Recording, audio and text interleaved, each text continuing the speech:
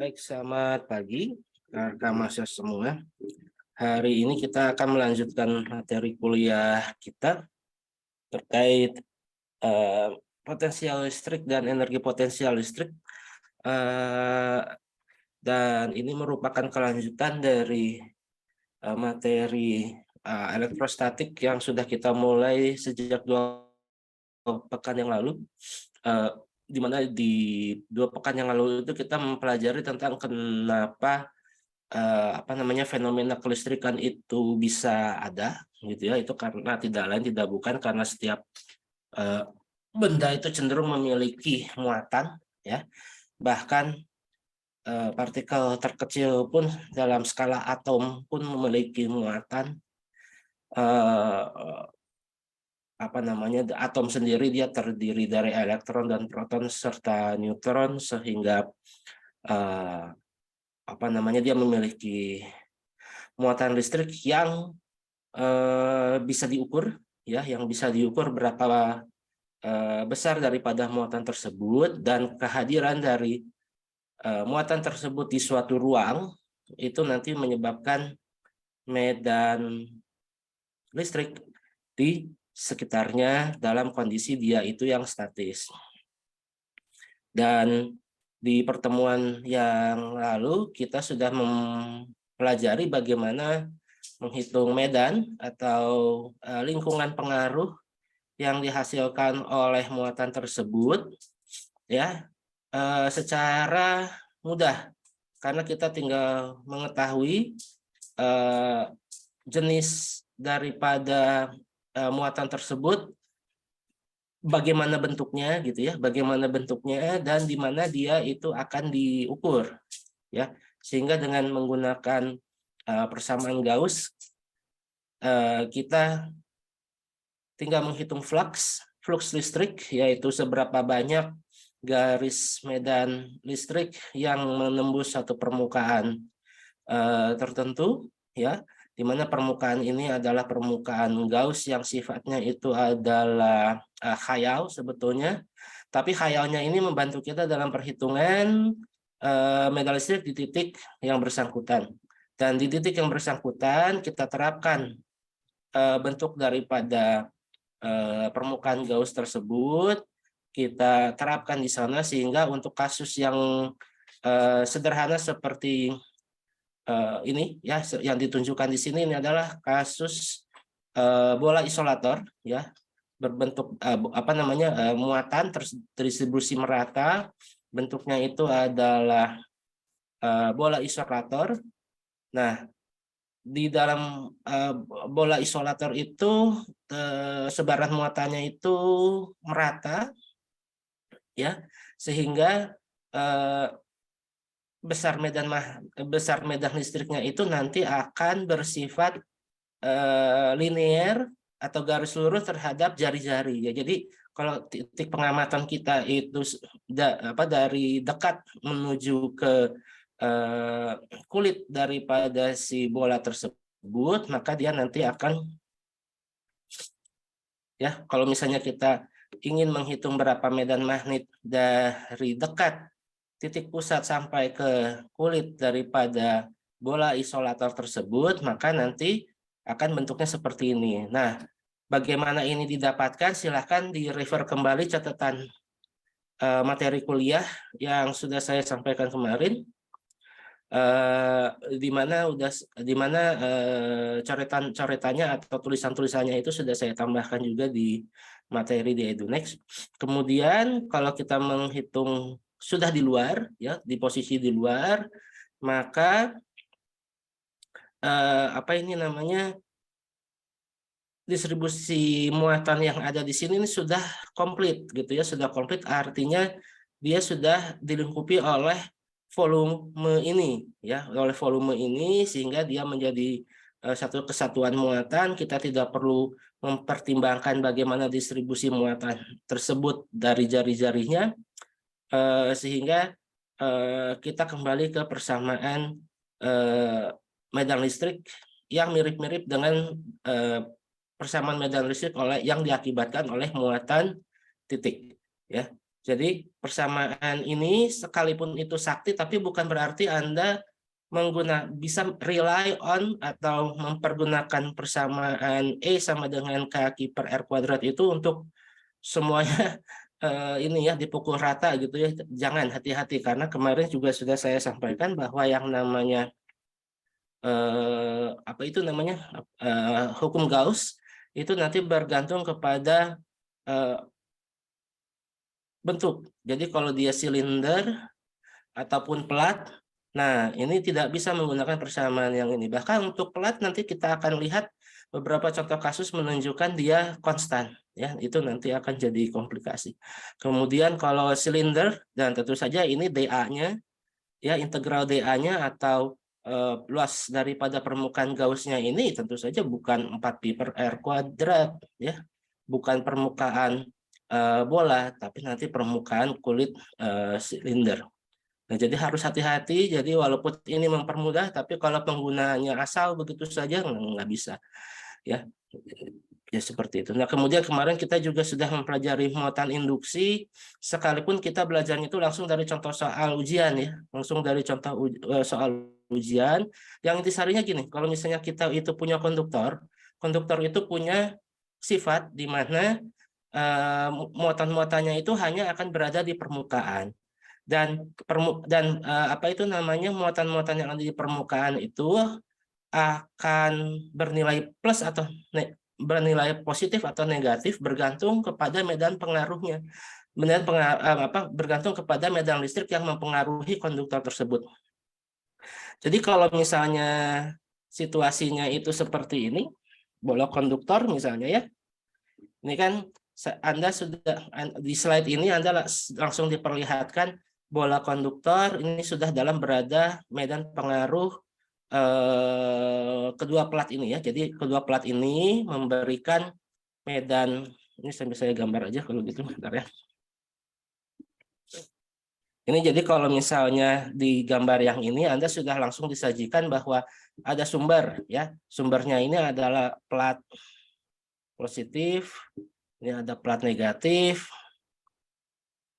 Nah, ini memberikan medan yang arahnya dari kiri ke kanan, ya. Memberikan medan yang arahnya dari kiri ke kanan. Nah, kemudian di tengah-tengahnya diberi konduktor. Nah, si konduktor ini nanti akan menghasilkan separasi muatan, atau muatan-muatan yang ada di dalam konduktor ini akan akan terpolarisasi, mengkutub, ya, mengikuti daripada orientasi si medan listrik ini. Jadi kalau arahnya itu adalah dari kiri ke kanan, artinya medan yang ada di sebelah kiri itu kan arahnya keluar. Nah, kalau keluar maka di sini positif. Makanya ya, maka di sisi yang ini, ya, di bola konduktor yang dekat dengan yang plat positif ini, dia akan bermuatan negatif. Kemudian akibatnya karena di sini adalah negatif, maka di sini akan menjadi positif untuk mengcounter, gitu ya. Makanya di sini juga menjadi ininya. Nah, sehingga selain di konduktor itu distribusi muatannya itu hanya ada di permukaan, dan total muatan yang ada di dalam, ya, total muatan yang ada di dalam konduktor ini itu akan sama dengan 0. Nah, itu sudah kita terapkan pada contoh soal yang lalu, ya. Nah, jadi kalau tadi saya sebutkan, kalau misalnya konduktor ini tidak dipengaruhi oleh medan luar, maka dalam kondisi awal itu dia nggak akan ada muatan yang terkonsentrasi di permukaan apapun, gitu ya.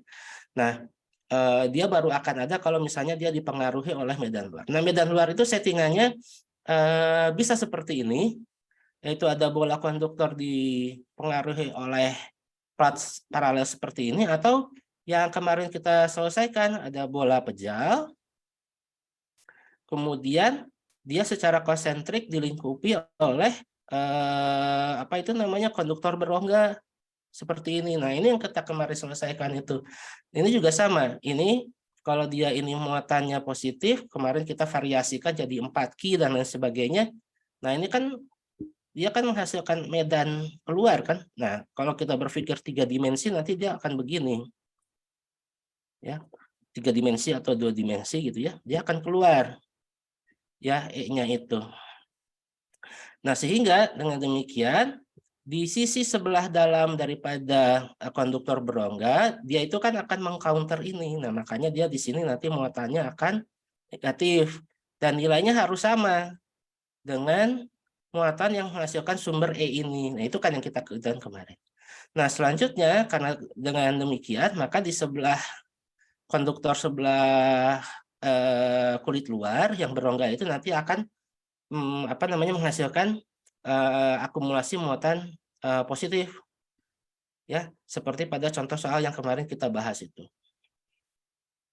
Ya, jadi ini contohnya bisa jadi nanti muatan induksi dari sebuah konduktor bisa contohnya seperti yang ada di gambar yang atas ini, atau yang pernah muncul di ujian tahun lalu adalah yang ini, atau bisa juga yang lain, misalnya silinder ya. Misalnya silinder berongga, bisa aja kayak gitu. Ini panjang. Ya, ini panjang. Jadi ini misalnya ini atau muatan positif gitu apa di sini ada silinder berongga ini ada sebuah silinder pejal yang sifatnya konduktor, dia menghasilkan medan listrik ke segala arah gitu ya. Nah, ini juga sama. Dia nanti bisa menghasilkan medan induksi, dia bisa menghasilkan muatan induksi di silinder berongga ini, terutama untuk bagian kulit dalam dan juga kulit luar. Nah, nanti yang akan menjadi pengembangan daripada sistem ini adalah kita bisa menghitung berapa medan yang ada di dalam, yang ada di tengah rongga, maupun yang ada di luar rongga. Jadi kalau di luar rongga nanti kita hitung dia medan listriknya secara kumulatif. Ya. Nah, itu yang sudah kita pelajari kemarin di di kuliah yang lalu. Namun kuliah yang lalu terkait dengan hukum Gauss. Namun yang harus Anda harus Anda pahami juga, jangan parsial. Jadi apa yang kita pelajari kemarin itu nggak ada kaitannya dengan apa yang minggu lalu. Itu ada kaitannya, itu adalah ada fenomena fisika di mana ada dua buah benda gitu ya. Ada dua buah benda, dia itu saling tarik menarik ya, tapi bukan berasal dari gaya gravitasinya. Nah, itu berasal dari gaya elektrostatik. Nah, gaya elektrostatik itu gimana?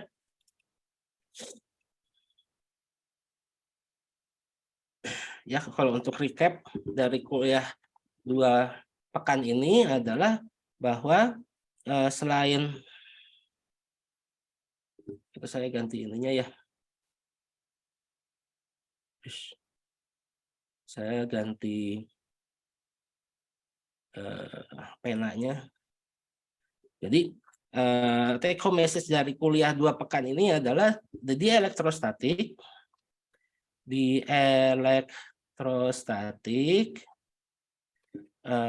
dua buah benda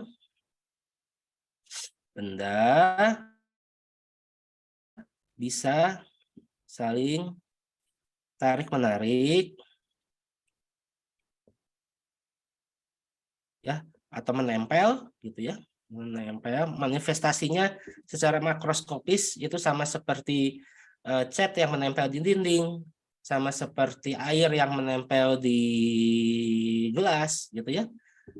Akan bisa saling tarik menarik atau tolak menolak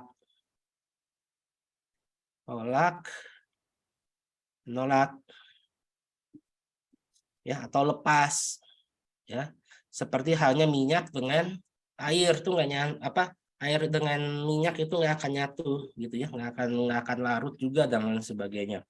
Nah, dia dua buah benda bisa saling tarik menarik atau tolak menolak akibat gaya elektrostatik atau gaya Coulomb. Ya hati-hati, walaupun namanya gaya Coulomb, tapi satuannya Newton ya, karena dia gaya. Gaya itu adalah tarikan atau dorongan yang dialami oleh suatu benda. Nah, gaya Coulomb ini adalah F sama dengan muatan itu sendiri, ya, akibat gaya elektrostatik dari suatu muatan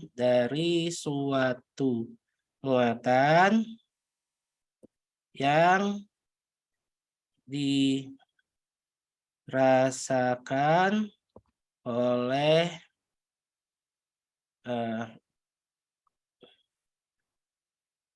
bukan gini.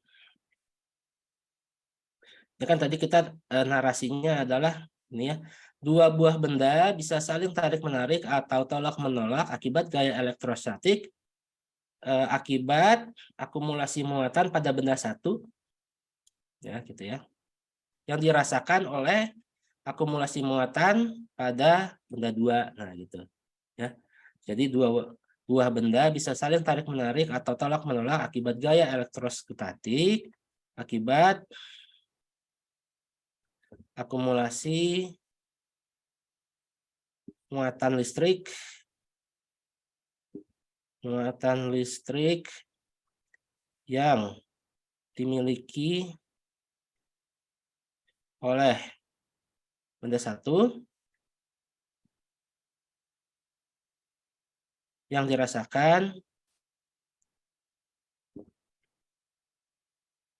oleh benda dua. Yang dirasakan oleh, kurang lengkap nih ya, yang dirasakan oleh akumulasi muatan pada benda dua. Nah itu dirasakan oleh akumulasi muatan pada benda ya. Nah, sehingga persamaan dasarnya untuk gaya elektrostatik adalah F adalah sama dengan muatan yang merasakan ya, muatan yang merasakan bisa disebut sebagai Q0 atau muatan uji ya, benda muatan ya, muatan uji bisa juga diinterpretasikan sebagai ya ini dalam konteks yang di atas berarti dia adalah muatan pada benda dua gitu ya. Nah, ini dipengaruhi oleh medan. Nah, makanya kita kemarin di 3 pertemuan itu membahas panjang lebar tentang cara mencari E, karena E itu adalah si sumbernya ya. E itu adalah si sumbernya kenapa bisa ada gaya elektrostatik. Dan E ini bisa dihasilkan dari distribusi muatan diskrit maupun distribusi muatan kontinu. Nah, ini adalah E-nya, ini gayanya. Gaya elektrostatik. Nah, ini medannya. Ini medan listrik akibat benda satu. Ya, akibat akumulasi muatan benda satu ya. Dan ini bisa sifat, nah ini sumbernya bisa bersifat diskrit, bisa bersifat kontinu. Nah, kalau kontinu kita bisa selesaikan dia menggunakan analitik atau menggunakan integral, menggunakan deret, menggunakan trigonometri, ya macam-macam itu ya. Jadi menggunakan metode matematik. Dan satu lagi adalah menggunakan metodenya Gauss. Ya walaupun Gauss sendiri juga menggunakan integral, namun penerapannya kita tidak perlu sampai menghitung integral sampai 3 kali gitu ya. Walaupun memang ada beberapa juga contoh-contoh yang nanti bisa kita lihat atau bisa kita upayakan atau bisa kita temui gitu ya, bahwa Gauss juga bisa di-expand untuk 3 dimensi gitu. Jadi harus kita integral lipat 3 dan lain sebagainya, tapi untuk penerapan dari fisika dasar biasanya tidak sampai segitu. Asal kita tahu bagaimana cara menghitung volume dikalikan dengan densitas, bukan densitas, rapat muatan persatuan volume gitu ya. Rapat muatan persatuan volume dikalikan dengan volumenya, nah itu nanti akan menghasilkan total muatan dan lain sebagainya. Nah, ini jadi kenapa kita panjang lebar membahas tentang medan listrik secara analitik, kenapa kita membahas panjang lebar tentang menghitung menghitung gaya dan juga medan listrik secara vektor dan lain sebagainya, itu karena ini tadi gaya elektrostatik ini adalah justru merupakan gaya yang paling besar pengaruhnya di bumi ya, gaya yang paling dominan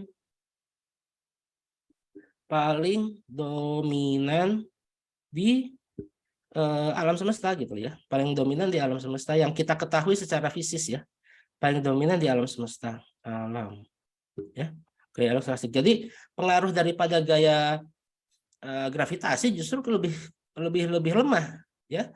Kalau kita walaupun kita di fisika dasar 1 kita belajar mekanika, itu dia selalu dominan dipengaruhi oleh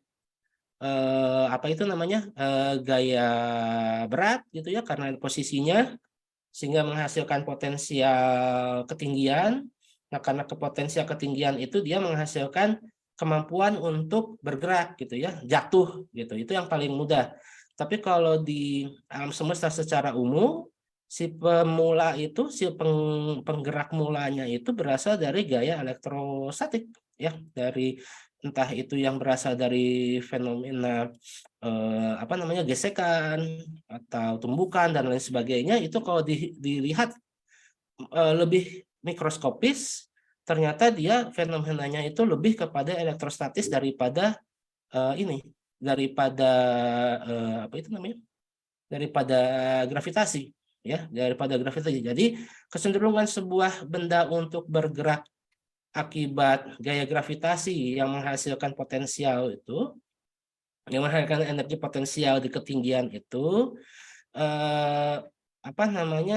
secara kumulatif cenderung lebih kecil peranannya daripada gaya elektrostatik ya. Gaya elektrostatik itu justru yang lebih dominan karena dia berkaitan sebetulnya dengan gaya gesek, berkaitan dengan gaya yang terlibat saat impuls dan tumbukan dan lain sebagainya. Itu jadi itu ya, atau pada saat ada terjadi pembakaran dan lain sebagainya, ini yang justru dia itu lebih lebih dominan sebetulnya. Makanya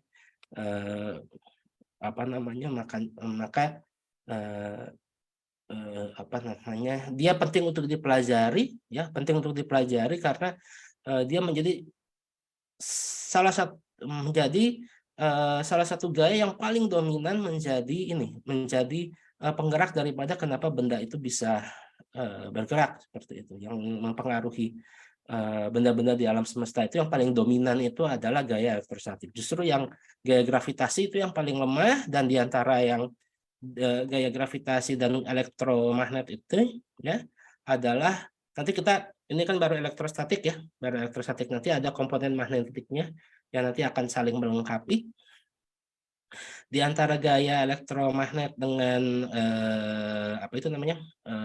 gravitasi yang tadi saya sebutkan, nanti akan juga terdapat gaya inti lemah sama inti kuat yang berkaitan dengan gaya yang mengikat proton dan neutron, sama satu lagi adalah gaya yang dihasilkan pada saat peluruhan atau eksitasi, itu ya saya lupa sedikit. Jadi itu lebih kepada gaya-gaya di nuklir sebetulnya. Nah, jadi ini ya, kalau jadi kita sebagai yang mempelajari fisika untuk keperluan duniawi yang makroskopis, kita perlu tahu ya ini dua ini aja yang paling dua ini aja yang paling sering digunakan. Yang paling dominan adalah elektrostatik, yang kedua adalah gravitasi. Gravitasi dia mempengaruhi ketinggian, bahkan nanti akan mempengaruhi apa itu namanya pasang surut, kemudian Coriolis dan lain sebagainya. Kalau itu tadi si elektrostatik ya itu elektrostatik, elektromagnetik dan lain sebagainya, nanti itu yang akan apa namanya mempengaruhi gerak akibat tumbukan, akibat panas dan juga akibat gesekan dan lain sebagainya. Nah, tadi kita sudah menyinggung tentang energi, maka kelanjutan daripada ini ya, kelanjutan daripada kuliah elektrostatik, kemudian kita akan berlanjut ke bagian energi ya, karena ternyata ternyata dengan apa ini namanya, dengan keberadaan daripada si muatan sumber ya, muatan sumber ini di suatu posisi, maka dia punya kecenderungan untuk menghasilkan gerak ya, memiliki kecenderungan atau memiliki suatu kemampuan untuk bisa menghasilkan gerak pada partikel yang lain gitu. Nah, jadi sama seperti dulu kita belajar apa itu namanya energi potensial mekanik. Kalau misalnya kita ini ya, kalau misalnya kita ini daripada saya monolog, jadi kita ini aja. Atau sebentar, atau bentar, ini kita delete aja. Delete slide. Oke. Nah, kuliah. Nah, seperti alur yang kita temui di fisika dasar 1, bahwa setelah kita belajar apa itu namanya kinematika, kita belajar gerak. Bagaimana fenomena yang paling awal atau fenomena yang paling umum kita temui sehari-hari di fisika itu adalah tentang gerak. Kemudian dari gerak kita mencari penyebab kenapa benda bisa bergerak, gitu ya. Makanya ada hubungannya dengan gaya melalui hukum Newton. Nah, kemudian dari mempelajari hukum Newton itu kita kemudian beranjak ke apa itu namanya konsep energi gitu ya, konsep energi dan usaha. Karena apa itu namanya mempelajari tentang gerak itu tidak selalu kita harus melihat dari penyebab geraknya itu sendiri, bisa juga dari kecenderungan benda itu untuk bisa bergerak. Ya, jadi kalau melihat dari kecenderungannya, maka kita melihat daripada si aspek energinya. Dan justru mungkin itu yang lebih intuitif bagi teman-teman yang ada di teman-teman yang ada di teknik, karena nanti Anda akan menggunakan energi-energi tersebut untuk misalnya menghasilkan listrik dan lain sebagainya. Nah, kemudian apa namanya? Nah, makanya kita juga penting untuk belajar di sini adalah kalau misalnya kita apa namanya menggunakan energi listrik dari PLN itu, konsep dasarnya ini berasal dari sebetulnya elektrostatik ini dulu gitu loh. Sebelum arus listriknya itu kemudian nanti dibulak-balikan. Nah, kenapa dia perlu dibulak-balikan itu karena dari aspek teknis supaya dia bisa didistribusikan lebih jauh gitu ya, bisa didistribusikan untuk apa namanya jarak yang lebih jauh, kemudian juga tidak menghasilkan efek apa namanya pemanasan pada kabel dan lain sebagainya sehingga dia bisa hancur dan lain sebagainya. Makanya dan juga untuk keselamatan, karena kalau misalnya dialirkan secara terus-menerus seperti pada arus DC, maka akan apa namanya satu bisa menghasilkan panas seperti yang tadi saya sebutkan, yang kedua adalah bisa juga dia berbahaya kalau misalnya ada makhluk hidup yang ada di apa kalau ada makhluk hidup yang hinggap di kabel gitu ya, seperti itu. Makanya lebih aman kalau dia menggunakan arus bolak-balik. Namun sebelum arusnya itu dibulak-balikan ya, penghitungan daripada energi listriknya itu sendiri memang berasal dari konsep energi listrik yang kita awali dari elektrostatik gitu ya. Kita awali dari elektrostatik dulu, baru nanti kita bisa dia alirkan pada kabel dan lain sebagainya sehingga energinya mengalir maupun menggunakan mekanisme yang lain. Nah, makanya beranalogi dengan fisika dasar yang lalu, maka kita juga bisa meninjau fenomena kelistrikan dari aspek ininya, dari aspek energinya. Nah, makanya ini kita inikan. Nah, seperti halnya usaha, ya nanti makanya di sini ada konsep potensial. Nah, konsep potensial itu mirip-mirip dengan konsep usaha yang dulu kita pelajari di fisika dasar 1, yang merupakan salah satu alternatif gitu ya untuk mempelajari tentang gerak. Jadi kalau misalnya dulu di usaha, kita menghitung usaha sama dengan perubahan energi kinetik, itu artinya kita menggunakan, jadi tahu berapa sih akumulasi gaya yang bisa memindahkan suatu objek dari satu posisi ke posisi yang lain, dan kita tahu itu nilai perpindahannya itu berapa, kemudian gaya yang menghasilkannya itu berapa. Nah, itu kita bisa hitung usahanya. Nah, usahanya ini ya menghasilkan perubahan gerak dari benda tersebut, entah itu dia dari diam ke bergerak atau dari bergerak lambat ke menjadi bergerak lebih cepat gitu ya, dan sebagainya. Nah, Nah, dengan ini yang sama, dengan semangat yang sama, ini sebetulnya kita nanti juga akan belajar ini potensial listrik ya, potensial listrik yang sudah saya pernah sampaikan, dia itu juga merupakan saudara dekat daripada medan. Jadi dia sama fungsinya ya, dia jadi kegunaan daripada potensial dengan medan itu sebetulnya untuk untuk menunjukkan medan, menunjukkan kawasan pengaruh yang dihasilkan oleh suatu muatan tertentu. Nah, kalau di sini ya medan pengaruh kawasan pengaruh ini dia akan menghasilkan kecenderungan suatu akumulasi muatan untuk bisa menghasilkan gerak pada suatu muatan yang lain. Nah, itulah yang makanya dia nanti akan menjembatani antara energi potensial dengan potensial listrik dari itu sendiri.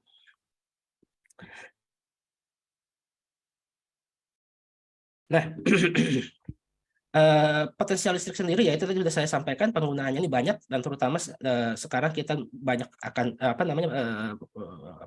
banyak isu yang terkait dengan pelestarian lingkungan dan lain sebagainya, sehingga banyak pengusaha teknologi yang di encourage untuk membuat industri baterai listrik ya, untuk membuat batu baterai listrik yang memiliki ketahanan yang lama, tapi dia memiliki kemampuan untuk charging cepat gitu ya, charging cepat, tapi dia untuk penggunaan yang lama, dan dia juga tahan lama gitu ya, tidak cepat tidak cepat habis masa pemakaiannya gitu loh, dan lain sebagainya. Dan kalaupun habis, biaya penggantiannya relatif mudah dan murah dan lain sebagainya. Nah, ini menjadi challenge bagi kita semua, karena kita ketahui bahwa kalau hanya mengandalkan kepada energi berbasis hidrokarbon ya, itu tentu saja akan cepat habis sebetulnya, karena untuk supaya kita menghasilkan energi dari hidrokarbon yang baru, maka butuh jutaan tahun lagi gitu loh. Kalau misalnya kita ingin mendaur ulang minyak atau gas yang kita sudah pakai di kehidupan sehari-hari itu, maka ya kita harus menanam plankton dan juga zat tumbuhan-tumbuhan yang terendapkan pada rawa itu, baru nanti jutaan tahun ini ke depan baru bisa kita ambil gitu, bisa sebagai hidrokarbon. Nah, itu kan jadinya jadi tidak sustain dan lain sebagainya. Walaupun sebetulnya ketika kita menambang nikel, boksit dan lain sebagainya pun untuk baterai listrik sebetulnya tidak ini ya. Sebetulnya dari proses penambangannya itu sendiri mungkin tidak sustain, tapi ada juga beberapa practice dari kalau dia mungkin akan menjadi tidak sustain pada saat ketika ditambang secara serampangan gitu ya. Ketika dia ditambang secara serampangan menggunakan teknik pertambangan yang apa namanya klasik gitu ya, yang menggunakan besi dan martil secara klasik, mungkin ini apa namanya akan juga nanti menjadi unsustain. Hanya kalau tapi saya rasa dalam 10 tahun ke belakang ini apa namanya terutama untuk perusahaan-perusahaan yang besar dan dia apa itu namanya berafiliasi juga dengan apa tuh badan lingkungan yang ada di Uni Eropa dan lain sebagainya, dia seharusnya sudah bisa menerapkan bagaimana menambang secara sustainable dan lain sebagainya, sehingga pada saat nikel itu diambil dan lain sebagainya juga dengan pengawasan yang ketat, maka apa namanya penggunaannya nanti itu apa namanya tidak akan menjadi sesuatu yang berlebihan gitu, seperti ya tidak akan menjadi sesuatu yang berlebihan dan lain sebagainya. Nah, makanya mempelajari energi, potensial listrik dan lain sebagainya nanti akan ini kan ke sini. Bagaimana nanti dia akan digunakan untuk baterai listrik dan lain sebagainya. Sedangkan untuk ini ya, untuk instrumentasi ya jelas ya. Kalau untuk instrumentasi ini jelas nanti akan dipakainya di rangkaian arus listrik bolak-balik sama di rangkaian arus listrik searah. Ya karena nanti kita akan belajar kembali yang namanya hukum Ohm ya, kemudian apa namanya konsep impedansi dan lain sebagainya. Nah, itu nanti akan kita banyak gunakan untuk instalasi listrik, baik itu di rumah, di sekolah, atau di kampus, atau di kosan, atau di kehidupan sehari-hari itu kan kita banyak menggunakan device listrik berbasis arus DC maupun AC.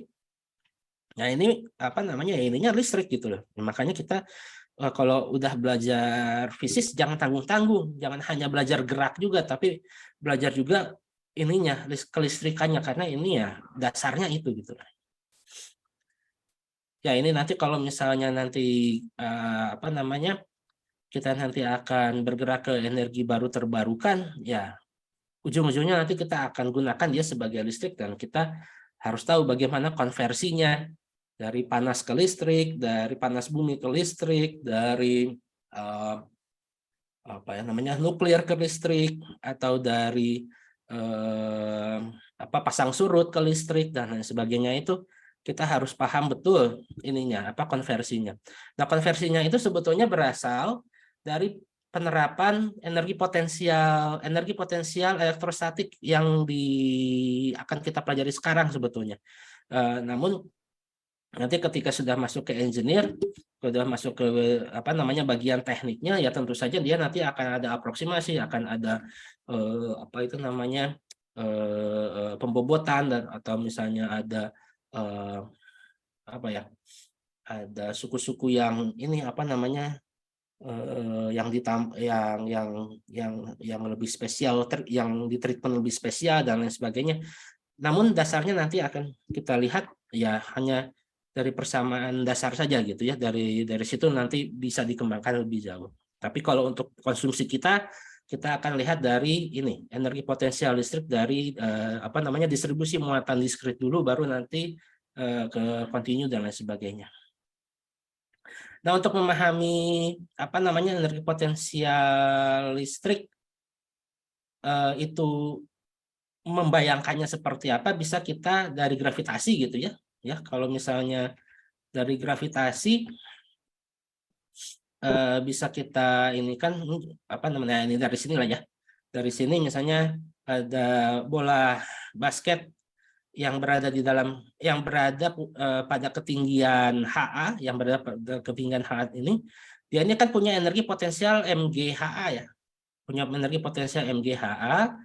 Kemudian kita hitung di titik B ini berapa energi potensialnya. Ini energi potensialnya adalah MGHB. Nah, ini berarti dari sini ke sini ya, dari A ke B dia akan menghasilkan kerja ini ya, menghasilkan kerja ini, sehingga kalau secara mekanik kita bisa ini kan ya, kita bisa apa itu namanya? Kita bisa formulasikan yang namanya apa namanya? Usaha ini ya, usaha yang dilakukan oleh yang dilakukan oleh bola basket A untuk berubah posisinya dari A ke B itu tidak lain tidak bukan merupakan perubahan energi potensialnya ya. Perubahan energi potensialnya dari A ke B ya, dari A ke B. Jadi kalau kita lihat perubahannya maka ini nanti sama dengan ini ya. Kalau perubahan kan berarti kan keadaan akhir kurangi keadaan awal. Nah, berarti usaha yang dilakukan oleh ini ya, oleh bola basket dari B ke A ini, dari A ke B ini ya, kalau secara formulasi itu bisa dihitung dari ini ya. Entah itu dia itu dari kondisi akhir kurang awal tapi dia akan menghasilkan usahanya ini negatif ya. Nah, sedangkan kalau misalnya usaha yang dilakukan oleh bola itu sendiri adalah dari energi potensial di titik A ke potensial titik B. Jadi ini dikurangi ini. Nah, konsep daripada potensial gravitasi itu sendiri ya berasal dari kalau kita membagi usaha ini dengan masanya. Ini kan karena objeknya sama ya. Karena ini objeknya sama, ya. Karena ini objeknya sama, maka potensial gravitasi itu adalah energi potensial dibagi massa, gitu ya. Energi potensial dibagi massa itu nanti akan menjadi potensial gravitasi. Jadi potensial gravitasi di B dan potensial gravitasi di A. Jadi komponen yang ininya, ini menunjukkan potensial listrik, potensial gravitasi di B dikurangi potensial gravitasi di A. Ya, jadi kalau kita ini kan kita bahasakan ya, energi potensial adalah kapasitas untuk melakukan suatu kerja atau gerak gitu ya, atau kecenderungan melakukan gerak oleh suatu benda atau sistem berdasarkan posisi atau konfigurasinya. Nah, jadi kita kemarin udah lihat contoh menghitung medan listrik ada ini ya. Dulu waktu kita di mana? Waktu kita menghitung medan listrik yang ini, yang diskrit itu, ini kan ada contoh yang kayak gini ya. Ya, yang ini plus 6, yang ini plus 3, yang ini juga plus berapa? Saya lupa, plus 3. Nah, ini jarak ke sini jarak ini adalah sama dengan A sama dengan 1 meter gitu kan. Ini juga sama. Ini adalah A, ini juga ke sini adalah A. Nah, ya, jadi nanti energi potensial ya, energi potensial yang saya maksudkan di atas tadi apa yang namanya kapasitas untuk melakukan suatu kerja oleh suatu benda atau sistem berdasarkan posisi dan konfigurasinya adalah, nah, konfigurasi daripada ketiga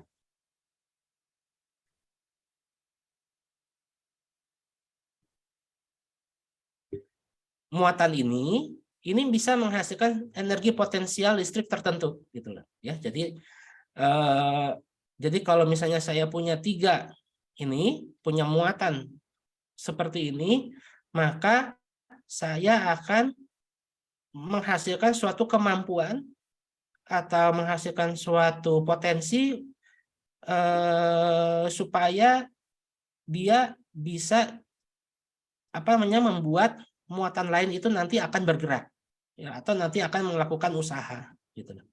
Nah, ini yang dimaksud dengan konfigurasinya itu ya. Jadi nanti pada saat nanti kita menghitung energi potensial ini ya, energi potensial yang di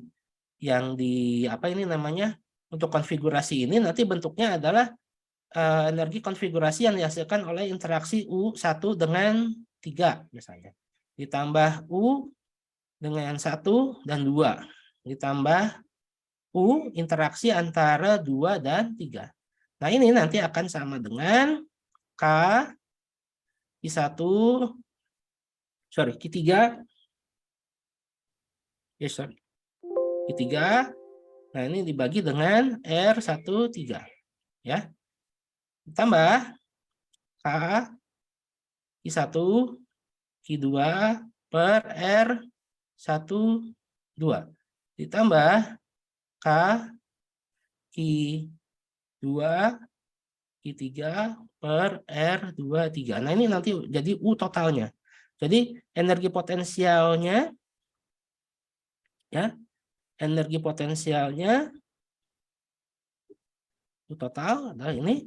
Energi potensial listriknya dari konfigurasi ini, ya, lihat konfigurasi. Nanti akan dihitung dari menjadi ini. Nah, kenapa rumusnya ini? Ya, kenapa rumusnya adalah seperti ini? Ya, itu tadi karena apa namanya, kalau U, ya, kalau U atau apa itu namanya, energi potensial ini, ya, energi potensial ini itu kan nanti ini apa namanya, eh, ini ya, dari yang mana? Dari yang, nah ini, ya, nih dari sini nih, ya, eh, apa namanya, konsepnya itu bisa kita juga ambil dari ini, bisa kita ambil dari gaya gravitasi. Gaya gravitasi kan dulu ininya, usaha yang dihasilkannya kenapa dia bisa menjadi MGH itu kan dia awalnya dari sini, ya, dari sini. Nah, ini juga nanti sama, apa namanya, U adalah sama dengan integral F elektrostatis dikalikan dengan ds. Jadi FES-nya itu tadi kan Q1 Q2 per R kuadrat, ya kan, per R kuadrat. Yang ini ya, DR gitu kan ya, sebanding dengan DR. Nah, ini nanti akan menjadi K Q1 Q2 per R. Gitu. Makanya nanti jadi kayak gini. Ya. Makanya nanti dia jadi kayak gini. Gitu. Nah, sehingga nanti menghitung apa namanya, sehingga nanti dari sini juga bisa kita dapatkan misalnya nanti potensial listriknya dan lain sebagainya. Ini maksudnya, nah ini yang saya maksudkan tadi untuk membuka pikiran kita dari apa ini namanya, dari definisi ini yang dimaksud dengan konfigurasi dan posisi ini maksudnya gimana. Nah, ini dari sini. Ya, jadi di contoh yang lalu kita kan sudah belajar tentang bagaimana mencari posisi ini kan ya, mencari posisi vektor dari R12. Kita udah tahu apa, udah diberikan contohnya ini gimana. Oh ya, jangan lupa ini ada titik nolnya di sini. Nah, 13 ini berapa? R23 ini berapa gitu ya. Ya, itu posisinya gitu ya. Itu dari aspek posisinya. Nah, dan bisa dilihat juga di sini ini kan sudah R ya, sudah bukan dalam bentuk vektor. Berarti kita cari ini berapa besarnya, R12-nya ini berapa, R13-nya berapa, ini R23-nya juga berapa. Ini dari akar ya, dari akar R12 apa namanya kuadrat X ditambah R12 komponen Y-nya dikuadratkan dan seterusnya gitu ya. Ini kalau terlalu banyak penurunannya nanti bisa panjang lebar. Nah, potensial itu adalah tadi ya, disebutkan dari contoh yang ini. Potensial ini adalah pembagian perubahan, adalah pembagian dari apa namanya, energi potensial ya, energi potensial terhadap masanya ya, terhadap masanya. Nah, jadi kalau misalnya nanti energi potensial ini nanti dibagi dengan muatan ya, dalam hal ini untuk elektrostatik ya, dalam hal ini untuk elektrostatik misalnya energi potensial ini nanti dibagi dengan muatan, itulah nanti akan menjadi rumus daripada potensial listrik gitu ya, sehingga nanti kita bisa hitung berapa potensial listrik dari apa itu namanya, dari muatan-muatan dari konfigurator itu. Nah, ini kita inikan dulu, taruh dulu ke bawah. Oke. Nah, Terus kita. Nah, ini yang maksudnya tadi ini ya, perbedaan antara potensial dengan energi potensial. Karena dua-duanya, karena kedua variabel ini punya arti yang berbeda. Kalau yang satu menunjukkan kawasan pengaruh gitu ya, kawasan pengaruh yang dia itu bersifat skalar, ya, kawasan pengaruh yang sifatnya skalar dan dia itu merupakan turunan berarah daripada si dia merupakan turunan dari pada medan, ya, dari turunan dari medan.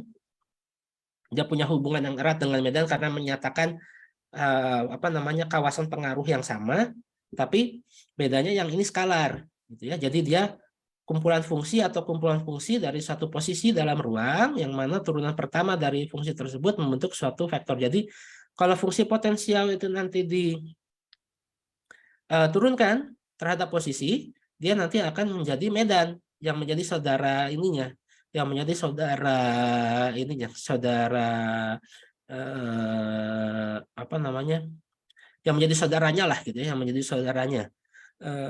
Karena potensial maupun medan itu sama-sama menyatakan sebuah fungsi, ya, atau kumpulan fungsi yang menyatakan kawasan pengaruh yang dihasilkan oleh suatu kuantitas tertentu, dalam hal ini adalah muatan.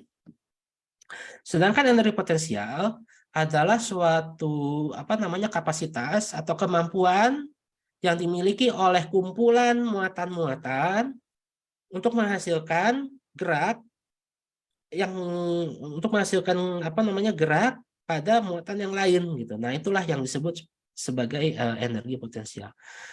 Dan di sini di slide ini kita sekali lagi beranjaknya ini ya, menganalogikan dengan gravitasi, bagaimana dulu gravitasi kita menggunakan MGH dan lain sebagainya, maka di sini juga bisa kita dapatkan energi potensial gravitasi seperti ini dan juga nanti potensial gravitasi seperti ini. Nah, kalau di elektrostatik bagaimana? Secara apa tadi? Kalau di elektrostatik maka padanannya bisa kita lihat di sini. Kalau tadi gravitasi itu melibatkan gaya berat gitu ya, gaya gravitasi yang mempengaruhi benda ini sehingga ada perubahan energi potensial gitu ya. Nah, kalau di settingan elektrostatik, maka ini jadi ini ya, benda massa ini dipengaruhi oleh medan gravitasi dari bumi ya. Jadi ini bumi menghasilkan medan gravitasi pada benda ini sehingga dia mengalami perubahan posisi dari A ke B ya, karena itu makanya ada kecenderungan untuk bergerak. Nah, itu kuncinya kan ya, dia ada kapasitas untuk membuat perubahan gerak gitu ya, melakukan perubahan posisi pada suatu benda tertentu ya. Jadi ini ada medan gravitasi mempengaruhi massa bola basket ini, sehingga massa bola basket ini dia berubah posisinya dari A ke B gitu ya, dari A ke B. Kenapa begini? Karena arah daripada medan gravitasinya ya arahnya ke sini gitu ya, arahnya ke sini. Nah, kalau di muatan listrik, maka let's say kita punya muatan uji atau sebuah muatan yang berada dalam pengaruh medan listrik luar, kayak tadi ya, kasus medan induksi yang tadi. Let's say ada plat positif, plat negatif, dia menghasilkan medan. Medannya ini arahnya dari atas ke bawah. Nah, medan uji ini kebetulan dia kalau dia misalnya positif, maka nanti arah geraknya juga dari atas ke bawah gitu. Nah, makanya nanti perubahan posisi dia dari A ke B akibat medan dari plat positif ke negatif seperti ini akan menghasilkan perubahan energi potensial. Energi potensial listrik dari muatan ini sehingga dia bisa bergerak dari A ke B, berubah posisinya dari A ke B. Nah, makanya nanti seperti itu. Makanya nanti perlu usaha yang dilakukan oleh muatan ini mirip-mirip dengan yang analoginya pada bola basket ini. Namun perbedaannya adalah tentu saja settingan ini ya tidak selalu seperti ini, karena nanti kita bisa melakukan settingan untuk benda yang misalnya bola gitu ya, atau bentuknya dia bentuknya silinder atau yang lainnya gitu. Karena dia lebih banyak variasinya kalau di elektrostatik itu daripada yang gravitasi. Kalau gravitasi itu kan cenderung arahnya hanya tarik menariknya, tidak ada gaya tolak menolak di mana? Tidak ada gaya tolak menolak di gravitasi. Nah, tapi kalau di elektrostatik ini kan beda ya. Q0 ini pun dia bisa nilainya negatif elektron gitu ya. Bahkan kalau Anda tahu bahwa arus listrik yang kita nikmati sehari-hari pun itu sebetulnya adalah arus elektron yang muatannya negatif. Kenapa positif? Karena untuk mempermudah saja, untuk mempermudah perhitungan daripada arus listrik, karena untuk mempermudah perhitungan daripada arus listrik yang sebenarnya terjadi gitu. Daripada kita menghitung semuanya negatif ya kita gunakan saja bahwa arus listrik itu mengalir nanti dari positif ke negatif dengan asumsi bahwa arus elektron yang terjadi yang sesungguhnya terjadi pada rangkaian listrik itu adalah sama dengan itu arus listrik yang secara konsep itu kita gunakan di perhitungan ya, dan nyatanya sama ya, dan memang nyatanya sama, tidak ada perbedaan ya. Nah, makanya untuk setting daripada energi potensial elektrostatik nanti bisa macam-macam, tapi memang yang beranalogi dengan atau yang memiliki kemiripan dengan gravitasi ya yang ininya settingannya seperti ini. Oke, untuk sementara kita ini dulu istirahat dulu sebelum nanti kita lanjutkan ya, sebentar.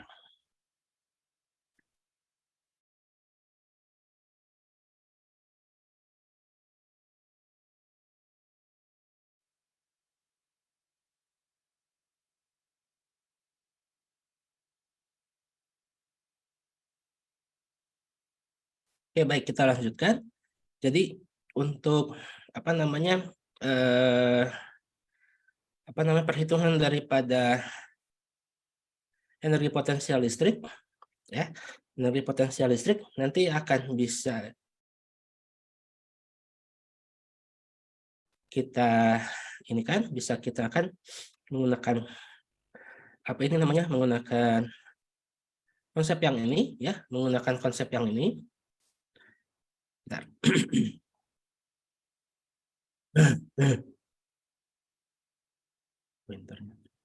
Menggunakan konsep yang ini yang nanti dalam penerapannya yang saya sebutkan tadi ini ya, bisa kayak gini nanti ya. Bisa nanti kita menghitung U total dari U13 plus U12 U23 ini asalnya dari konsep ini ya, dari konsep yang WAB ini ya, dari yang bawah ini ya, dari yang bawah ini. Tapi nanti ini kan yang secara umumnya ya, beranalogi dengan sistem gravitasi yang ini.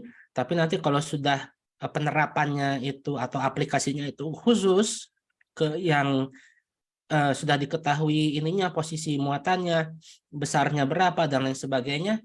Nah, nanti perhitungannya menjadi seperti ini ya. Perhitungannya nanti akan menjadi seperti ini, menjadi ngitungnya skalar dan lain sebagainya. Nah, tapi sebelum itu tadi sudah disampaikan bahwa kaitan antara potensial dan energi potensial. Nah, ini kalau tadi potensial gravitasi itu adalah energi potensial gravitasi dibagi massa. Nah, sekarang kalau misalnya energi potensial listrik, hubungannya dengan potensial listrik adalah ini. Jadi potensial listrik V adalah energi potensial listrik dibagi muatan. Ya. Makanya tadi saya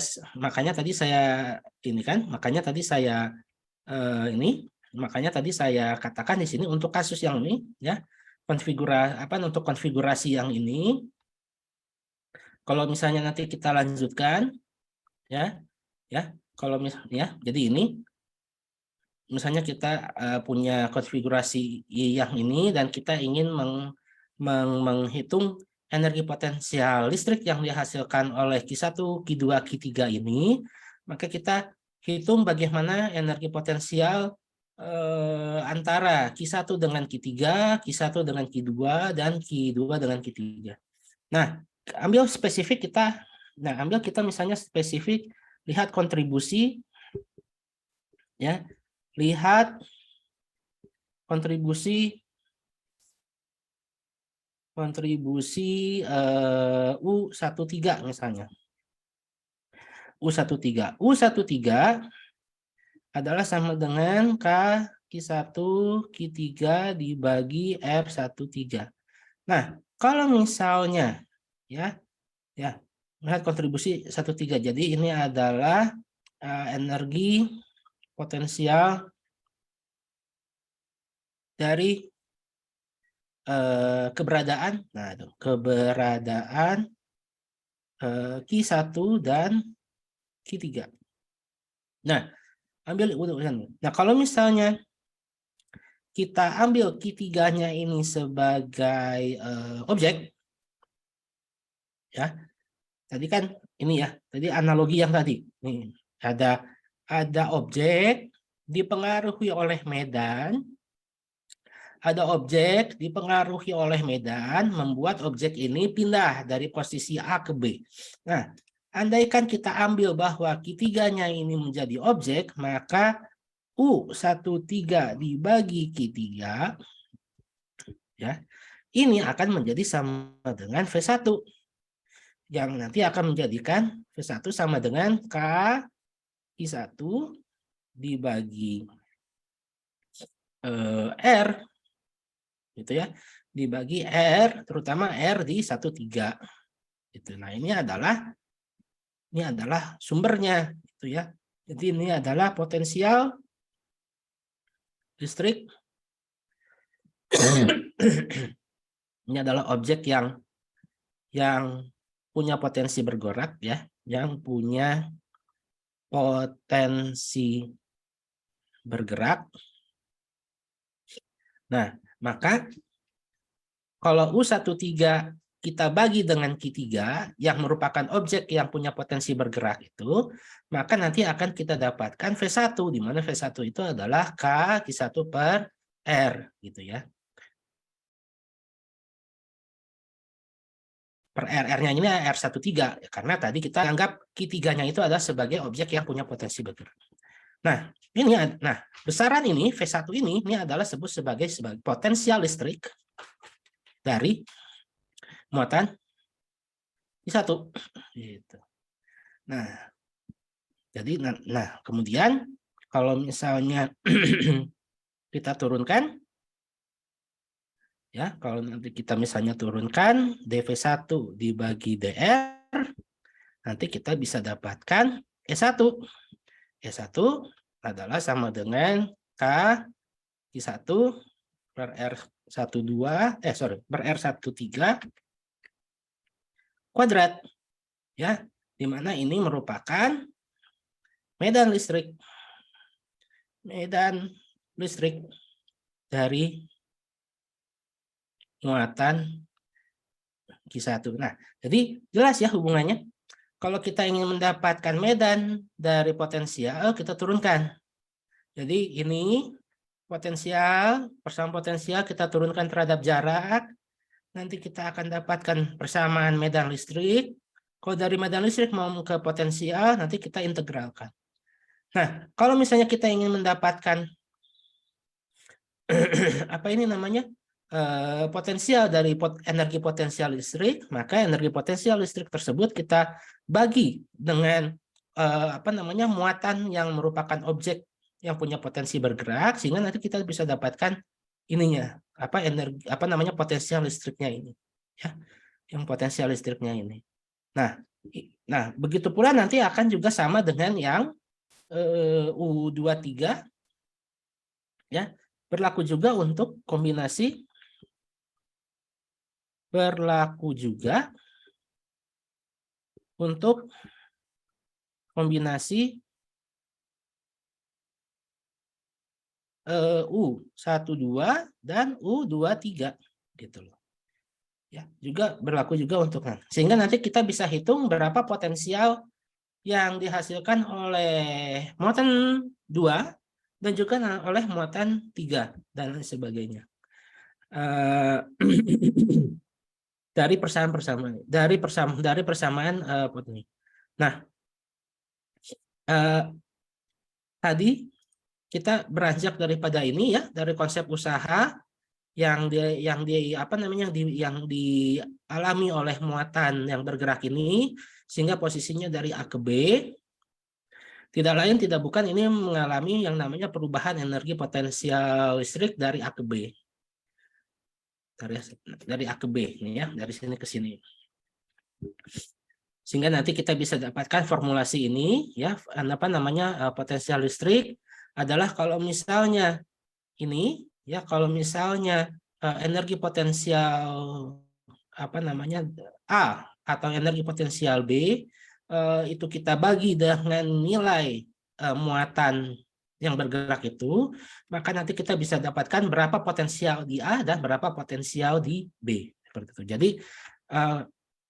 Jadi itu ya yang nanti akan menghubungkan antara energi potensial dengan potensial. Nah, jadi ini padanan-padanan yang bisa kita gunakan kalau di masa medan gravitasi adalah ini ya. Jadi percepatan gravitasi itu tidak lain tidak bukan merupakan medan gravitasi seperti ini. Ya, sebenarnya formulasinya. Ini kalau di ini lebih lanjut ya, kalau di apa ini namanya? Kalau di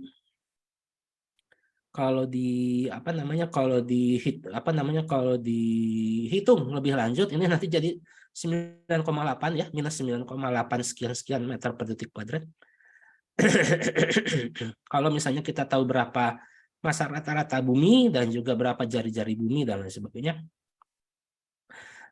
Sedangkan kalau ini kalau misalnya di elektrostatik dia formulasinya seperti ini, dan sekali lagi medan listrik bisa bernilai positif, bisa bernilai negatif bergantung kepada Q-nya. Q-nya ini muatannya negatif atau positif.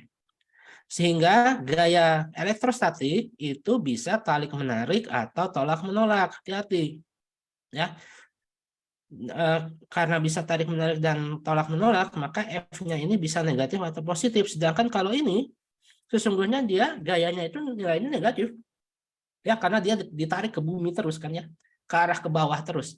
Makanya F dari gaya gravitasi, makanya gaya berat itu kenapa arahnya ke bawah dulu di fisika dasar 1.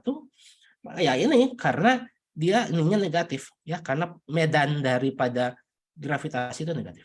Nah, selanjutnya setelah kita tahu bagaimana menghitung E dan F, kita bisa juga menghitung bagaimana potensial daripada elektrostatik sama usaha ya, usaha atau perubahan energi potensial ya. Perubahan energi potensial ini dihitung dari gaya dikali jarak. Nah, ini adalah ininya usahanya ya, WAB itu tadi. Nah, sedangkan kalau energi potensial, ya ini tadi yang saya sebutkan. Kalau kita mengintegralkan E terhadap satu jarak tertentu, maka nanti kita dapatkan berapa ininya, apa namanya perubahan potensialnya. Nah, tapi Anda mengingat Anda ini sudah 2 tahun di ITB dan lain sebagainya, harusnya sekarang sudah tahu apa bedanya potensial sama energi potensial. Jadi Anda tidak boleh ignorant lagi gitu ya, nggak mau tahu lagi gitu. Karena dua hal ini secara fisis nanti di engineering menyatakan hal yang berbeda gitu. Kalau yang satu itu yang satu kan mengaitkan tentang kemampuan untuk dikonversi menjadi suatu bentuk yang lain gitu. Sedangkan kalau potensial itu sendiri adalah suatu fungsi kedudukan yang menyatakan medan pengaruh gitu loh, yang menyatakan kawasan pengaruh. Jadi beda ininya, beda definisinya dan lain sebagainya. Oleh karena itu harusnya Anda sudah tidak lagi terjebak pada apa namanya terminologi gitu loh, nggak ngerti ini maksudnya apa gitu. Medan itu nggak ngerti apa gitu ya. Kemudian potensial itu apa gitu ya, bedanya dengan energi potensial itu apa dan sebagainya gitu. Jadi jangan terjebak pada jargonnya gitu. Jadi apa namanya, sekarang udah tahu, mudah-mudahan tidak ada miskonsepsi lagi yang apa namanya, kalau energi potensial berkaitan dengan kemampuan dari suatu sistem sehingga dia menghasilkan apa namanya konversi menjadi bentuk gerak atau menjadi energi yang lain. Kemudian potensial itu menyatakan sebuah medan pengaruh yang dicirikan oleh suatu fungsi skalar. Kalau medan itu adalah suatu medan pengaruh yang dicirikan oleh suatu fungsi vektor. Sedangkan gaya elektrostatik yaitu apa, tarik menarik yang dihasilkan oleh suatu objek bermuatan yang dipengaruhi oleh medan ya, yang dihasilkan oleh muatan yang lain gitu ya. Makanya seperti itu. Nah, formulasi ini nanti kita bisa gunakan untuk menghitung berapa energi yang dikandung oleh suatu device elektronik tertentu tadi, yang misalnya kayak baterai listrik. Nanti menghitungnya adalah seberapa besar beda potensial yang dimiliki oleh baterai listrik tersebut serta kandungan total muatan yang bisa ada pada baterai listrik tersebut. Nah, itulah nanti akan kita gunakan sebagai U ini. U ini adalah energi ya, atau potensial energi dari suatu sistem listrik ya, bisa baterai listrik atau generator dan lain sebagainya. Nanti ininya akumulasinya gitu. Nah, kalau untuk khusus generator dan lain sebagainya nanti mungkin akan lebih lanjut kita bahas setelah kita ini ya, membahas medan listrik, medan magnet, karena tegangannya ini ya, tegangannya atau V-nya ini, potensial listrik, tegangan dan lain sebagainya itu nanti pada akhirnya sama ya. Walaupun secara fisikanya berbeda karena potensial listrik tidak perlu kabel gitu ya. Kalau potensial listrik itu tidak perlu kabel, tapi kalau apa sorry. Tapi kalau misalnya kita punya rangkaian listrik yang dihubungkan oleh kawat dan kabel dan lain sebagainya, maka potensial listrik di situ nanti akan direpresentasikan oleh faktor tegangan, dan karena dia menunjuk kepada suatu kuantitas yang sama, maka nanti maka nanti satuannya pun nanti sama gitu ya. Ya, jadi nanti apa namanya V yang ada di rangkaian arus listrik searah maupun bolak-balik maupun yang ada nanti sekarang kita pelajari sekarang di potensial listrik itu sebenarnya menunjukkan kuantitas yang sama gitu. Menunjukkan suatu kuantitas yang sama. Nah, makanya dia enggak ini. Namun nanti memang penyebutannya akan berbeda. Namun aplikasi daripada ini U sama dengan QV ini nanti akan kita gunakan untuk media penyimpanan yang itu tadi, entah itu dalam baterai listrik ya, baterai listrik yang apa namanya yang sifatnya nanti dari kapasitor atau bukan, ataupun dari generator. Nah, kalau generator maka nanti V-nya ini berasal dari GGL induksi ya, berasal dari GGL induksi, kemudian nanti muatan yang ada disimpan di situ mungkin muatannya itu dalam bentuk medan magnet dan lain sebagainya, tapi intisarinya sama gitu ya, bahwa energi ini berasal dari formulasi Q dikalikan dengan V ini. Oke, nah ini nanti aplikasi misalnya nanti apa ini namanya potensial listrik nanti kalau misalnya akan digunakan untuk menggerakkan sesuatu dan lain sebagainya, maka dia tetap akan mematuhi hukum-hukum mematuhi hukum-hukum kekekalan muatan dan lain kekekalan energi dan lain sebagainya ya. Jadi yang sudah kita pelajari dulu di fisika dasar 1 terkait kekekalan energi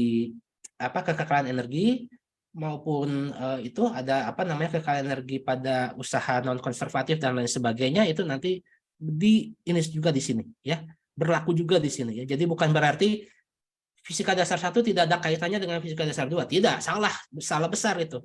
Karena nanti kalau misalnya Anda lihat di modul tutorial 1, Anda akan lihat ada beberapa aplikasi soal yang mengaitkan antara kelistrikan dengan gerak ya. Nanti dan lain sebagainya. Nah, itu ini tidak lepas ya, tidak akan lepas.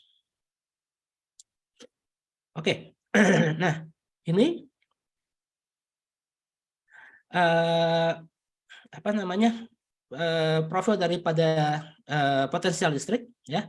Potensial listrik ini apa namanya bisa didapatkan dengan apa namanya pembagian energi potensial listrik terhadap muatan atau dari integral E terhadap jarak, ya. Jadi seperti yang saya sebutkan tadi ini, ya, konstruksinya ada medan luar dari plat sejajar ini menghasilkan medan listrik dari atas ke bawah, menghasilkan pergerakan atau perubahan posisi dari partikel Q0. Dia berubah posisinya dari A ke B. Nah, sehingga medan ini adalah yang ini, medan luar. Yang ini dari plat sejajar. Sedangkan DS ini adalah perubahan jaraknya dari A ke B, ya, dari A ke B. Nah, sehingga perubahan potensial yang dialami oleh Q0 ini dari A ke B adalah sama dengan jumlah atau integral dari medan listrik yang dihasilkan oleh sumber plat sejajar ini dikalikan dengan perubahan jaraknya dari A ke B dan sebagainya. Oke, ini saya skip saja supaya kita bisa langsung ke potensial, ya. Bisa langsung ke potensial listrik kalau sumbernya itu muatan titik. Nah, hati-hati. Nih, kalau ada tadi kita diberikan gambar yang ini ilustrasinya adalah sumbernya adalah plat sejajar ini. Ya. Jadi ini kalau ada Anda lihat ada Q0 seperti ini, Q0 ini adalah si tesnya. Si muatan yang kita observasi, ya. Si muatan objek gitu ya. Si muatan objek yang kita observasi. Nah, berarti potensial yang ini, delta V ini dihasilkan oleh Q0 atau sumber? Pertanyaannya kan. Nah, jawabannya adalah delta V ini adalah delta V yang dihasilkan oleh sumber. Jadi hati-hati. Ketika Anda melihat sebuah gambar seperti ini, Anda jangan langsung mengartikan bahwa delta V atau potensial yang nanti akan Anda ukur di A dan B ini adalah dihasilkan oleh Q0. Bukan. Q0 ini adalah si objeknya justru. Adalah objeknya yang nanti yang dalam hal ini mengalami perubahan posisi dari A ke B. Sedangkan potensialnya, kan tadi ini kan lihat, ini kan dari persamaannya ini saja kan mengindikasikan bahwa delta V ini berkaitan dengan E. E-nya ini medannya ini dihasilkan oleh plat sejajar ini. Berarti di apa namanya di kawasan antara plat positif dan plat negatif ini, setiap titik yang ada di antaranya ini, selain dia memiliki medan di posisi-posisi tertentu, dia juga memiliki potensial. Itulah. Jadi potensial listrik ini atau perubahan potensial atau perbedaan potensial yang dihasilkan ini adalah perubahan potensial yang diakibatkan oleh sumber ini pada objek gitu loh. Jadi si objek yang merasakan, tapi delta V-nya ini adalah delta V dari si sumber. Nah, sekarang tadi kan saya udah bilang bahwa kalau di elektrostatik sumber ini bisa macam-macam gitu loh. Nah, ketika sumbernya ini berupa muatan titik, nah ini yang kita kenal sebagai ketika sumbernya ini adalah muatan titik, nah kita akan dapatkan persamaan ini. Ya, kita akan dapatkan persamaan yang ini kaki per R. Makanya tadi kan yang saya bilang tadi ada konfigurasi. Kita tinjau. Ya, yang ini. Ya, ada konfigurasi ini, kita bisa potensial totalnya. Nah, kalau kita kalau kita potong kontribusinya gitu ya, kalau kita lihat lebih fokus kontribusinya ke tiap sistem misalnya 1,3, maka juga kita bisa lihat bagaimana potensial yang dihasilkan oleh V1, V2, V3 kan. Nah, ininya seperti ini. Runutannya seperti ini. Dan pada akhirnya kita mendapatkan persamaan V sama dengan K Q per R gitu kan ya. punya persamaan kaki per R. Nah, ini dari mana? Ini dari mana? Ini tuh dari ya kenyataan bahwa konfigurasi ini diisi oleh muatan-muatan titik. Ya, diisi oleh muatan-muatan titik. Nah, makanya dapat nih ininya. Ya, benar. Nih, ya kan? Kalau misalnya ini ada suatu sumber, ya, ada suatu sumber menghasilkan medan keselilingnya, dan medan keselilingnya ini memiliki kemampuan untuk bisa membuat sebuah muatan berpindah dari A ke B, ya, maka dia nanti akan menghasilkan perbedaan potensial dari A ke B, ya, sehingga nanti dengan demikian kalau misalnya ada perubahan potensial dari A ke B, berarti ada dong perubahan potensial. Kalau misalnya ada perubahan energi potensial dari A ke B, berarti ada dong perubahan potensial dari A ke B. Nah, makanya nanti ini, ya, nanti didapatkan seperti ini. Ya, jadi medan ini, jadi ini muatan Q titik ini, dia punya medan listrik kaki per R kuadrat yang ini.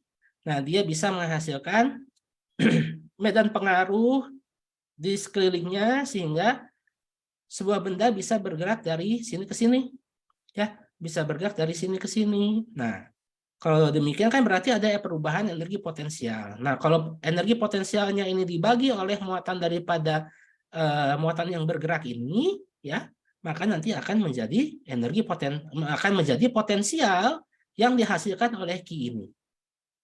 Ya, jadi si Q ini, ya, si sebagai sumber ini selain menghasilkan medan, menghasilkan potensial di sekelilingnya. Nah, makanya inilah rumusnya seperti ini. Nah, besaran V di satu titik, besaran potensial listrik di satu titik hanya memiliki makna jika ia dibandingkan dengan potensial di tempat yang lain. Makanya ini ada VB min VA. Ya, dia hanya akan memiliki makna kalau misalnya dibandingkan dengan tempat yang lain. Nah, biasanya kita itu melakukan perhitungannya itu di satu referensi yang jauh, di tempatnya Tahingga, sehingga V-nya ini point charge di satu titik. Misalnya ini sumber Q ini kita ingin hitung berapa potensialnya di titik ini atau di titik ini atau di titik ini. Sebetulnya dia itu dihitung dari suatu referensi dari yang jauh gitu ya. Dari yang jauh. Jadi rumus aslinya ini delta V sama dengan kaki per R B min RA. Ya. Nah, kemudian kalau misalnya kita ingin menghitung suatu posisi di sini, maka R-nya ini sebagai suatu posisi, RB-nya ini menjadi suatu posisi yang ingin kita tentukan berapa nilainya, sedangkan RA-nya itu adalah referensi. Nah, referensi ini kita tentukan biasanya di sini. Di R yang sangat jauh, sehingga V yang dihasilkan di tempat yang jauh itu adalah sama dengan 0. Makanya nanti bisa langsung tepat didapatkan bahwa V di satu titik tertentu adalah kaki per R. Nah, makanya didapatkan rumus ini karena yang aslinya ini delta V sama dengan kaki 1 per RB min 1 per RA menjadi V sama dengan kaki per R saja, karena salah satu titiknya itu kita tempatkan di suatu referensi yang jauh, seperti itu.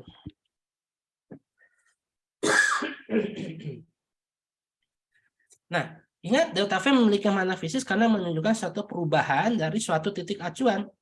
Nah, dengan mengambil posisi Tahingga sebagai acuan, akibatnya V di titik acuan tersebut adalah sama dengan 0, sehingga potensial di A akibat muatan titik sumber tersebut ya menjadi seperti ini, ya, menjadi seperti kaki per R. Langsung seperti itu. Nah, ini adalah ini lagi ya perumusan lebih lanjut ya dari perspektif yang lain bagaimana persamaan ini didapat. Ya. Dan kemudian ini karena tadi kita sebut ada konfigurasi ya, kita sebut tadi ada konfigurasi, maka kalau sekiranya kita memiliki kumpulan partikel key di banyak tempat, maka nanti juga akan berlaku ini hukum superposisi. Namun perbedaannya yang menguntungkan bagi kita adalah nilai daripada potensial ini jauh lebih mudah untuk dihitung karena dia besaran skalar, ya. Karena besaran skalar, maka dia akan jauh lebih mudah untuk dihitung daripada dia itu besaran vektor. Ya, kalau vektor kita udah lihat kemarin, ya, ininya apa namanya konsekuensinya kita harus hitung komponen I, komponen Z. Nah, kalau V kita nggak perlu gitu. Tapi tetap kalau kita melihat kepada contoh kasus yang sebelumnya, yang saya sebut tadi ada konfigurasi-konfigurasi ini. Nah, yang ini ya, misalnya kita diminta untuk menghitung berapa potensial listrik di titik nol, maka Anda harus hitung berapa jarak dari ini ke sini, dari ini ke sini, dari ini ke sini. Ini sebetulnya lebih mudah ya. Sebetulnya lebih mudah. Sebetulnya lebih mudah, tinggal Anda nanti harus tahu bagaimana cara menghitung jarak dari Q1 ke titik 0, dari Q2 ke titik 0, dan dari Q3 ke titik 0 itu berapa secara spesifik. Atau jangan 0, kita apa namanya, cari titik yang lain, misalnya di sini. Ya, misalnya di titik ini, ya di sini di min 1,0 misalnya. Nah, ini Anda harus tahu, ya misalnya di sini, ya di misalnya di titik 0,-1, ya misalnya di sini. Nah, berarti Anda harus tahu berapa jarak di sini R ini, kemudian dari sini ke sini harus tahu, kemudian dari sini ke sini gitu ya, juga harus tahu. Oke, ini nanti kita akan lanjutkan nanti di hari Rabu petang ya, di hari Rabu petang, karena untuk pekan ini tidak ada tutorial. Karena modul tutorialnya ini sendiri baru saja dibagikan ya. Jadi pekan ini adalah waktu untuk Anda untuk mengerjakan modul tutorial. Pembagian kelompoknya nanti akan saya bagi di MS Teams. Ya. Jadi nanti di kelas kita mana ini? Ya. Nanti di kelas kita nanti saya akan bagi di bawah ini ada grup-grup ya. Nanti itu akan menjadi grup pembagian grup pengerjaan modul tutorial. Isinya nanti mungkin akan berkisar dari 6 sampai 8 orang gitu ya, dari 6 sampai 8 orang. Nanti grupnya sekitar segitu. Nanti akan mengerjakan modul tutorial yang akan dikumpulkan pada pekan depan. Nanti akan saya buat assignment-nya di sini. Nah, nanti pembagiannya akan saya tentukan di sini, di grup-grupnya di sebelah sini, dan modul tutorialnya itu sendiri sudah ada di ini, ya, sudah ada di EduNext. Ini sambil saya closing, oke. EduNext-nya yang mana? EduNext-nya ini di EduNext kelas paralel ya, yang tampilan depannya yang ini, ya. Jadi jangan salah. Kalau yang ini adalah tampilan depan dari kelas kita, ya K45 nih, ada tulisannya jelas. Tapi kalau yang kelas paralel ini yang ini. Nah, di mana Pak ininya modul tutorialnya? Modul tutorialnya ada di modul 3. Ya. Di modul 3, modul tutorial 1. Ya. Ini ada ininya. Sudah ada ini ya.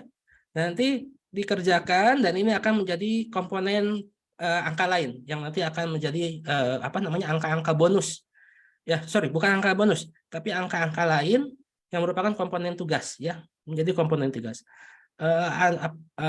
Ini sejauh apa namanya sejarah perkuliahan yang pernah saya laksanakan, kalau misalnya Anda lalai tidak mengerjakan PR, maka Anda akan kehilangan kesempatan untuk memperbaiki nilai kalau seandainya nilai ujian Anda itu jatuh. Jadi kalau misalnya nilai ujian Anda itu kurang baik, tapi Anda berperforma baik, tapi Anda sudah lulus praktikum dengan angka yang baik, RBL juga Anda lakukan dengan baik, dan PR Anda kerjakan semua dengan baik, maka itu akan menolong Anda untuk memperbaiki nilai, gitu ya. Dalam dalam ini juga, dalam catatan juga, si nilai ujiannya itu ya tidak mengecewakan sekali gitu ya. Maksudnya hanya single digit dan lain sebagainya. Jadi secara praktis supaya Anda lulus itu dengan catatan Anda praktikumnya itu apa namanya dalam angka 70-an, kemudian RBL-nya itu dalam range 80-an, dan juga angka lainnya apa namanya dari komponen tugasnya itu juga dalam range 80-an. Nah, ini makanya dikerjakan gitu ya. Jadi jangan sampai lalai. Jangan sampai lalai. Karena kalau lalai bisa jadi nanti nilai ujian Anda yang jatuh misalnya tidak bisa terbantu gitu ya, makanya apa namanya jangan juga saling apa namanya abai gitu ya, jangan diabaikan. Jadi ini selain juga sebagai media Anda untuk latihan soal, juga bisa ini apa namanya memperbaiki nilai kalau seandainya nanti angka ujiannya jatuh. Oke, jadi ini di kelas paralel ini sudah ada modulnya, nanti di download di sini ya. Oke, saya kira itu saja dulu. Mohon maaf ini saya suaranya juga dalam keadaan yang tidak baik karena masih dalam masa penyembuhan. Nanti hari Rabu petang kita akan ketemu lagi untuk membahas tentang menghitung potensial listrik. Kita latihan soal juga. Untuk tutorial Rabu paginya tidak ada, tapi mudah-mudahan minggu depan kita ada tutorial untuk membahas modul tutorial 1. Oke, saya tutup dulu, saya stop dulu ininya, recordingnya.